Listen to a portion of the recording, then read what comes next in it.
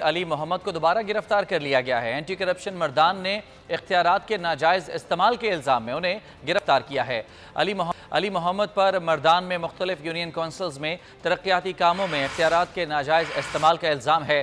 علی محمد کی غیر قانونی بھرتیوں کے الزام میں آج ہی اینٹی کرپشن عدالت کی جانب سے ضمانت منظور ہوئی تھی۔ سابق وفاقی وزیر علی محمد جنہیں دوبارہ گرفتار کر لیا گیا ہے، آج ہی ان کی ضمانت منظور ہوئی تھی اور آج ایک دفعہ پھر انہیں گرفتار کر لیا گیا ہے۔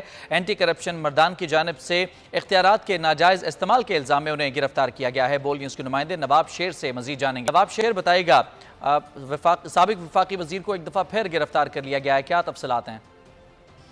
جی بالکل، سابق وفاقی وزیر اور پی ٹی آئی کے رہنما علی محمد خان کو دوبارہ جو ہے وہ اینٹی کرپشن مردان نے گرفتار کر لیا گیا ہے اور علی محمد خان پر اختیارات کے ناجائز استعمال پر جو ہے ان کو گرفتار کیا گیا ہے، جبکہ مردان میں جو مختلف یونین کونسلوں میں ترقیاتی کاموں میں جو اختیارات کے ناجائز استعمال ہے ان پر بھی یہ جو الزامات لگائے گئے ہیں، جبکہ علی محمد خان کو غیر قانونی بھرتیوں کے الزام میں آج اینٹی کرپشن عدالت نے ضمانت کی منظوری دی تھی، جبکہ اینٹی کرپشن کی جانب سے جو ہے وہ اشتیاق ارمڑ، تیمور جگڑا، کامران بنگش، فضل الہی، اسد کیسر اور ارباب جانداد کے خلاف بھی کارروائی کرنے کا انہوں نے عندیہ دیا ہے اور اینٹی کرپشن کی جانب سے جو ہے وہ چھاپوں اور گرفتاری کے لیے جو ہے وہ خصوصی ٹیمیں تشکیل دی گئی ہے اور علی محمد خان کو جو ہے وہ 7ویں مرتبہ جو ہے وہ مختلف مقدمات میں گرفتار کیا گیا ہے۔ نواب شیر، بہت شکریہ آپ کا تفصیلات کے لیے۔